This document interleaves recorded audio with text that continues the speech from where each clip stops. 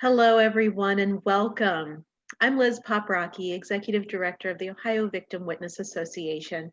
Welcome to the awarding ceremony for the 2020 OVWA Past President's Committee Marlene Young Outstanding Leadership Award. This annual event honors the remarkable dedication of an individual who demonstrates exceptional leadership qualities in victim assistance. Awards are a way to encourage excellence and award achievement. While not in our typical ceremony format this year, we are not going to let that stop us from recognizing such excellence and achievement. This award ceremony is amongst our most treasured occasions at OVWA, as it provides us with an opportunity to reflect on the preceding year, address our community, and share in the success of our colleagues. At this time, it is my pleasure to introduce you to Jane McKenzie, Chair of the OVWA Past President's Committee. Thank you very much, Liz. It's so great to be here. Again, my name is Jane McKenzie. I am Director of the Franklin County Prosecutor's Office Victim Witness Unit. I am on the Board of Directors of OVWA, and I'm here today as Chair of the Past President's Committee. So I want to talk a couple minutes, give you some background on some things such as the importance of the Marlene Young Award and the history of it. So Marlene Young has been around for a few decades now. She was a member of the founding board of NOVA, the National Organization for Victim Assistance. She has so many qualities, I can't even begin to explain them all. She was so wonderful in helping create this world that we live in now that's full of victim advocates helping victims of crime throughout the world. So probably one of her most notable assets is that she had great leadership in victim advocacy. So it kind of made sense that we would create this award named after her. So also, historically speaking, the Ohio Victim Witness Association is now run by Liz Poprocki and her staff, who's great. And they have the statewide organization that we didn't have. And before that, which was now, we're talking a few years, I guess, we still had OVWA, but it was a much different platform. So it was made up of victim advocates who had their full-time day jobs, night jobs, both jobs, and then also volunteered to be part of the Ohio Victim Witness Association. It was great starting out in the mid-70s. Or late 70s, and helping other victim advocate programs begin, because this was a new thing back then. So OVWA was crucial in helping advocates do great things and reach out to victims, start new agencies, expand programs and services. So also with OVWA, we had great people who stepped forward to volunteer to run for office, whether it was for president, vice president, secretary, treasurer. So as president, obviously you led the program and helped for your 2-year term in your leadership. We had monthly meetings. So at the end of that 2-year term, the president then transitioned into their role as a member of the Past President's Committee. So in connecting those two pieces with Marlene Young and the Past President's Committee, in 1999, the Past President's Committee decided we need to acknowledge some great people in Ohio that have come forward and assisted victims of crime, started programs, policies, protocols. We need to acknowledge them. And so that's when the Marlene Young Outstanding Leadership Award was created. So one thing I want to tell you too, while I'm thinking about it, is if you are interested in seeing who all the recipients are from 1999 moving forward, they are listed on the OVWA website, which is ovwa.org. So please feel free to check that out. And next, so the award that we've given to the recipients, I think since day one or year one, and it looks the same. It's a great one. You're going to see it here in a few minutes. But I do want to read the inscription because that is what helped us to create the foundation for who we wanted to see receiving this award. So it says, A true leader has the confidence to stand alone, the courage to make tough decisions, and the compassion to listen to the needs of others. One does not set out to be a leader, but becomes one by the of their actions and the integrity of their intent. In the end, leaders are like eagles. They don't flock. You find them one at a time. And boy, am I telling you, we found a good one. So one thing I want to tell you right now is the 2020 Marlene Young Outstanding Leadership Award is being presented to the wonderful Chrystal Pounds Alexander. And I wish we were live so we would all be standing up and clapping for her. But hopefully that will happen next year if we get to have the Viva Awards live. But what I wanted, before I hand it over to Chrystal, one thing I wanted to explain is how we came up with her as a nominee. So again, as chair of the Past Presidents Committee, I emailed the past presidents and said, hey, look, here's what the inscription says, just as a reminder. And just kind of be thinking of someone who you think fits that model, who has not just in the year 2020, but really has a history of working with survivors of crime, helping with maybe establishing policies, doing trainings, all kinds of things. And so Chrystal was nominated for that. And I'm going to read you the brief. We usually just ask for a couple paragraphs, like who do you think would fit this? So I only have a couple paragraphs, but I want to read them so people have, who maybe don't know Chrystal as well as the rest of us, that they know some of the great things she has done over the years. So again, historically speaking, Chrystal began her victim advocacy role over 20 years ago. And in fact, she started with the Delaware County Sheriff's Office in 1997, I believe. Again, working with victims of crime and helping establish policies that they didn't even have before her. 2 years later, in 1999, she moved over to the Delaware County Prosecutor's Office, where she was the Director of Victim Services there. And again, created policies, protocols. She was just great in trying to figure out ways people could be assisted in better ways in Delaware County. And she did that. She, I will tell you, worked around the clock in doing that. So since I'm in Franklin County and I'm in adjacent to her county, I can tell you she worked around the clock assisting victims of crime 24/7. So after that, she left there in 2012 and went with the state of Ohio with the Office of Criminal Justice Services with the Ohio Department of Public Safety. And she was program director there in a little bit different role because now she's working in a statewide capacity where she was helping not just victims throughout the state, but all of us victim advocates, whether it was with grant issues or policies, again, protocols, collaborating programs. It was wonderful. So she left there in 2012 and went with the Ohio Department of Rehabilitation and Corrections, where she started with the Office of Victim Services. And shortly thereafter, she actually was promoted to the administrator of the Office of Victim Services, and that's where she remains today. And again, her services have just been outstanding. She has helped so many victims of crime over those years, and victim advocates in navigating the rather, it can be a complex and complicated system.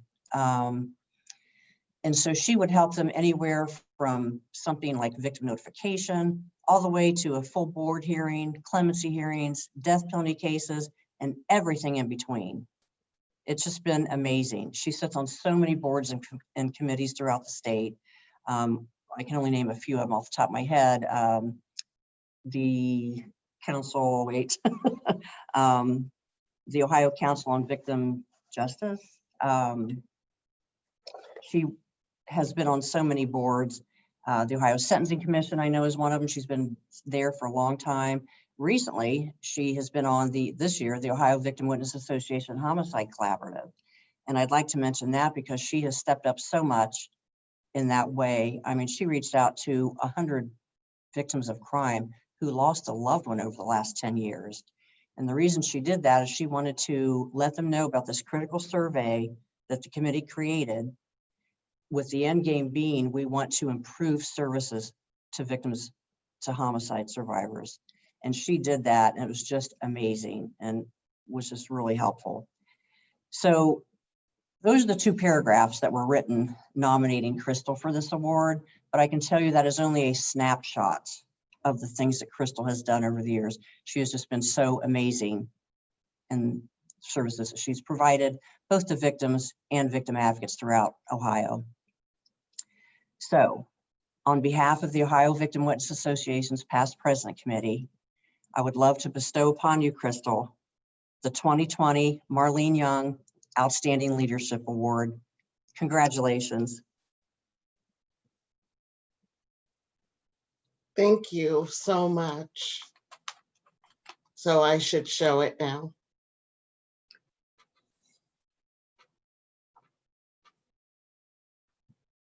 It's a beautiful award. Thank you.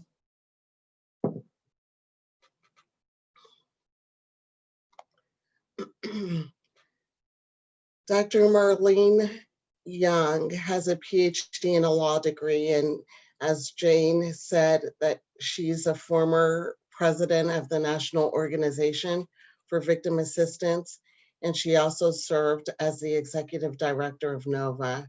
She has been a national victim advocate for more than 30 years. I would like to thank the Past Presidents Committee for this prestigious award that is named after the leadership, hard work, and dedication of Dr. Marlene Young and her lifelong commitment to working in the victim advocacy field. It is truly an honor to receive this award, and I'm humbled. I'm humbled by the fact that I was even nominated for such an award. I'm also honored that I get to work every day with people who have been through some of the most difficult, challenging, traumatic circumstances that life can bring, and to see their current courage, resiliency, and power displayed in their actions and by using their voice in the aftermath of crime. I knew that when I was hired by Sheriff Al Myers in 1997 at the Delaware County Sheriff's Office, that being a victim advocate was what I wanted to do. It hasn't been easy working in this field, and there are many tough days, but the ability to use one's voice to speak their truth is so incredibly important and valuable. Crime victims' voices are valuable, meaningful, and critical to hear when making life's important decisions. So again, I'm just incredibly thankful to be a part of this process in supporting crime survivors through post-conviction services. I would also like to thank former Sheriff Al Myers and retired Judge W. Duncan Whitney for taking a chance on me back in the late 90s and really believing in me and investing in my future as a victim advocate. I would not be here doing what I'm doing today without their belief in me and their leadership.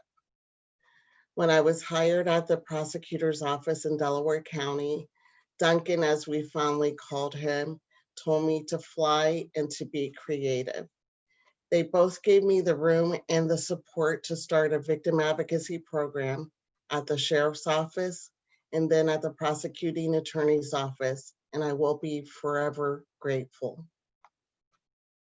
I also want to thank the small but mighty team of the Office of Victim Services at the Ohio Department of Rehabilitation and Correction.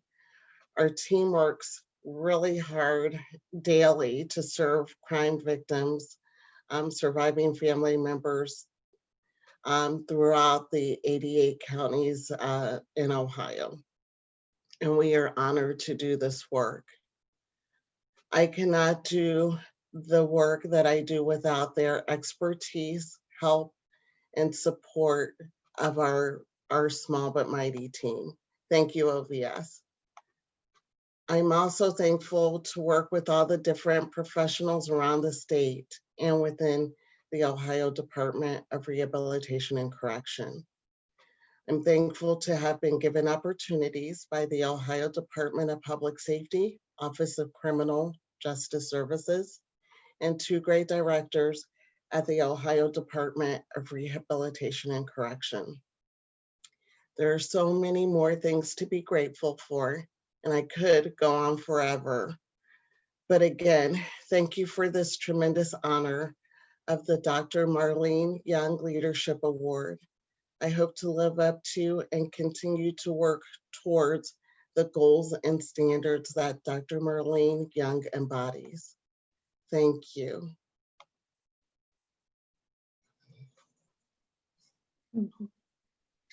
Congratulations, Chrystal.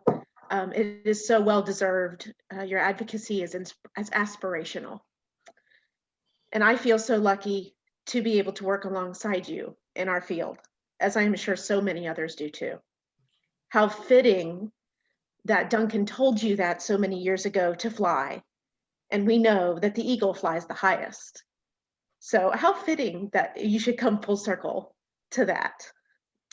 We would like to close out our time together today with an excerpt from Dr. Young's opening statements to the World Society of Victimology in 2006. For you, I want you to rejuvenate your investment in spirit. I want you to live your hope. I think that there are 4 ways to do this. Remember your responsibilities to all other peoples and their human rights, with particular regard to victims, justice, and truth. Remember your dedication to excellence in advocacy of victim rights and services in all countries. Remember your courage to dare to challenge ideas, consider other opinions, and to seek a brave new world.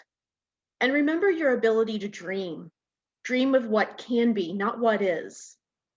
Dream, my fellow citizens, of a world without violence, where people may live free from want, free from epidemics, and free from subjugation, where they may pursue their basic rights of justice and live in peace and harmony. Keep on dreaming, but make those dreams a reality.